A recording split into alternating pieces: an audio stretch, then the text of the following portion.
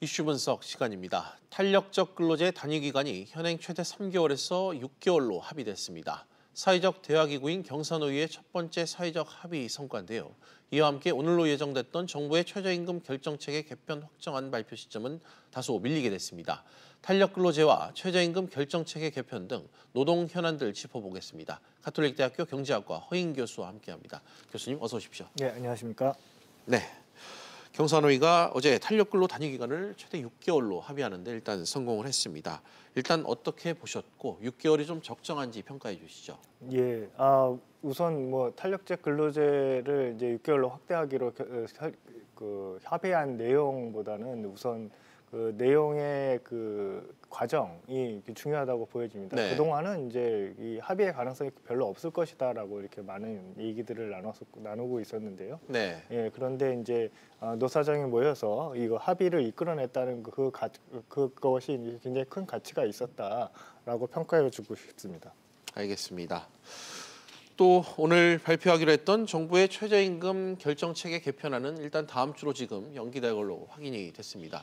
결정체계를 어떻게 바꾸겠다는 겁니까? 우선 개편안 내용을 보시면요, 이제 경제 상황을 조금 더 많이 반영할 것으로 보여집니다. 그간 이제 근로자의 생계비, 노동 생산성, 소득 분배율을 기준으로 삼고 있었는데요. 그런데 이제 개편안에서는 고용 수준, 기업의 지불 능력, 뭐 이것은 이제 논란의 여지가 있습니다만 경제 상황과 그 사회 보장 급여 현황, 뭐 이런 것들을 추가하는 것으로 되어 있습니다. 고용 수준이나 사회 보장 급여 현황 등은 노동 시장에서의 그 실업자의 숫자에 이제 민감하게 반응하는 지표라고 보여지고요. 그리고 이제 경제 상황이나 기업의 지불 능력 같은 경우는 이제 거시경제 상황이 어떻게 변하느냐도 그 최저임금 결정하는 데 변수가 될 것이다라는 것을 이제 예고하고 있는 것이죠. 그리고 이제 결정하는 체계도 좀 바뀌는데요. 그간은 이제 체계를 이제 구간설정위원회와 이게 결정위원회로 이제 결정 구조를 이원화하는 방식으로 개편하고 있습니다. 이제 워낙 이제 그 갈등이 심한 상황이기 때문에 이거를 이제 단계별로 협상을 하겠다라는 뜻으로 받아들여지고 있습니다. 네.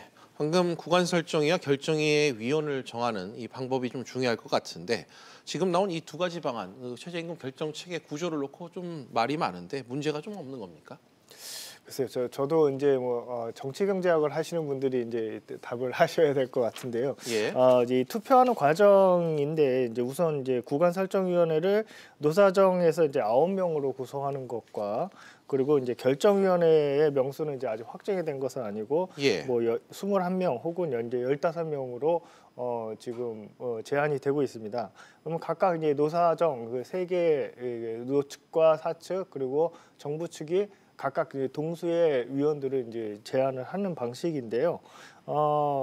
뭐 결국은 이제 노측과 사측이 제안하는 위원들의 성향은 우리가 이제 예상할 수 있습니다만, 이제 정부 측이 이제 제안하는 의원들의 성향과 그분들의 역량이 이제 굉장히 중요한 것이겠죠. 아무래도 이제 갈등이 대립되는 노측과 사측은 항상 대립되는 의견을 제시할 가능성이 굉장히 높은 사안이기 때문에 이것을 이제 서로 중재하고 협상하고 하는 측면에서 정부 측에서 그 선정하는 위원들이 이 이슈를 어떻게 이제 다루느냐, 그리고 협상 능력이 있느냐 이런 것들이 이제 가장 중요한 이슈라고 보여집니다. 네, 정부가 초안을 발표한 이후 기업의 지불 능력 포함을 둘러싼 엇갈린 주장이 치열하게 지금 대립해 왔습니다. 기업의 이 지불 능력을 포함하는 문제는 어떻게 좀 판단해야 될지 이 부분이 좀 중요한 것 같은데 어떻게 평가하세요? 예, 우선 우리가 그 최저임금제의 제도의 취지에 대해서 우리가 좀 생각해 봐야 할 것 같습니다. 우선 이제 제도의 취지를 보시면은 노동시장에서의 이제 가격 변수인 임금을 이제 정부가 통제를 하겠다라는 것인데, 일반적으로 이제 시장을 통제하는 것은 이제 바람직하지 않다라는 것이 알려져 있는 사실이고요. 예. 그럼에도 불구하고 이것을 하는 이유는 무엇인가? 생각해 보면 최저임금보다 낮은 임금으로 생활을 영위하다 보면 인간의 존엄성을 보장받을 수 없다라는 취지에서 우리가 이제 최저임금을 설정을 한다는 것이죠. 그러면 그 일을 하는 사람들, 이제 최저임금보다 낮은 임금을 받고 일을 하는 사람들은 의식주를 잘 해결할 수 없다든지 아니면은 이것을 기업의 인간의 존엄성을 유지할 수 있는 정도의 어떤 그 소비 생활을 영위할 수 없기 때문에라는 것인데요. 그러면은 이 취지를 우리가 생각해 보면 기업의 지불 능력을 우리가 감안한다는 것은 사실 그렇게 취지의 이 제도의 취지와 딱 맞는 것은 아니겠죠. 그렇다면 이 개편 전에서도 보시면은 이제 우리가 노동 생산성, 소득 분배율 같은 지표들이 이제 고려되고 있었습니다. 네. 근데 이런 것들은 이제 기업의 영업 상황이 위축되면 자연스럽게 이제 하락하는 지표로서 우리가 앞에서도 이전에서도 네. 이런 부분들을 우리가 감안하고 최저임금을 이제 결정하게 되어 있었다는 것이죠. 이렇게 생각해 보면 기업의 지불 능력이 반영이 되는 것은 뭐 경제 현황을 위해서는 있을 수 있는 생각해 볼 수 있는 지표긴 합니다만 제도의 취지나 아니면 이전에 있었던 지표들과 비교해 보면 그렇게 바람직해 보이지는 않는 것 같습니다. 최저임금 인상과 이 결정 구조 또 이와 관련한 고용에 미치는 영향을 둘러싼 분석들이 좀 최근 많이 나오고 있습니다. 최저임금 인상 효과를 분석한 논문들이 최근 많이 나왔다고 하던데 실제로 좀 어떤 상황인가요?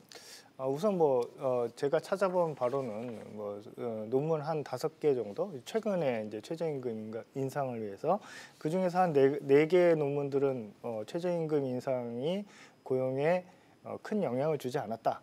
라는 것이고요. 그리고 한 논문은 이제 고용 시장의 위축을 가져왔다라고 얘기하고 있는데요. 왜 이렇게 이제 다른 소리를 내느냐 라는 걸 이제 궁금해하실 수 있을 것 같습니다. 이제 최저임금 인상 효과를 분석해 난다는 것은 굉장히 어려운 작업입니다. 왜냐하면 최저임금이 이제 경제 전반적으로 미치는 제도이고요.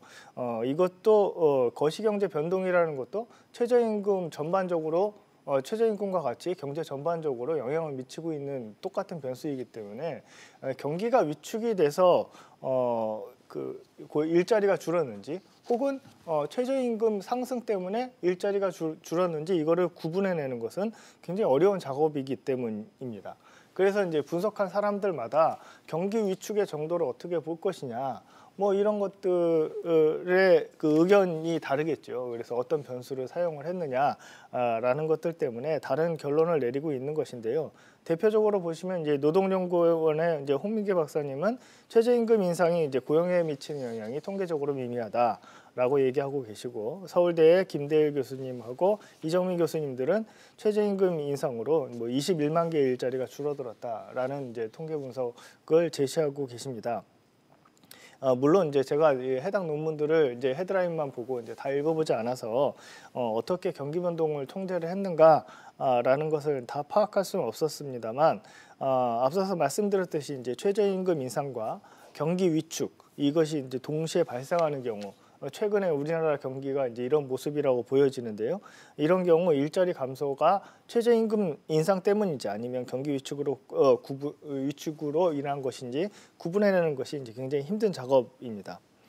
네. 그래서 이론적으로 그렇다면 이제 최저임금 인상과 이제 일자리를 어떻게 이론적으로 살펴봐야 되는가라는 것이 이제 중요한 문제로 보여지는데요. 최저임금 인상은 일자리를 줄일 것이라는 것이 이제 일반적인 의견이라고 보는 게 맞습니다. 다만 이제 기업의 생산성 향상 노력으로 인해서 노동 생산성이 더 빠르게 증가한다고 그런다면 최저임금이 올라간다고 하더라도 고용에 미치는 영향은 거의 없을 수 있겠죠. 그래서 결국은 이제 시기별로 아니면은 기업이 어느 정도 생산성을 늘리고 있느냐라는 그 두 가지의 변수 때문에 다른 효과가 예상된다고 볼 수 있겠습니다. 네, 또 올해부터 최저임금이 또 올라서 8,350원이 지금 적용이 되고 있습니다. 1월 달 월급이 더 줄었다 이런 얘기가 최근 좀 많이 나오고 있는데 이런 현상을 좀 어떻게 해석을 해야 됩니까? 일단 이제 현상만 놓고 보시면은 이제 임금에 포함되는 수당이 이제 확대되었기 때문인데요. 그 전에는 기본급 이외에 주휴수당, 기타 수당, 식대 이런 것들이 지급이 되던 것들이 이런 것들이 기본급 안으로 편입을 시킬 수 있게 했었습니다. 그렇게 기본급 안으로 편입이 되면은 이제 우리가 이제 세금을 더 많이 내게 되죠. 예. 그래서 이제 세후 소득을 보면 같은 최저임금을 보장을 받는 사람임에도 불구하고 이전보다 더 적은 세후 소득을 가져가는 것으로 보여집니다. 뭐 이러한 기업의 행위가 이제 불법이 아닌 이상 우리가 뭐 정부가 이제 통제를 하거나 뭐 이런 거 제도적으로 막거나 뭐 이럴 수는 없겠죠. 당연히 이거는 이제 노사 협의를 통해서 해결해 나아가야 될 부분으로 보여지고요.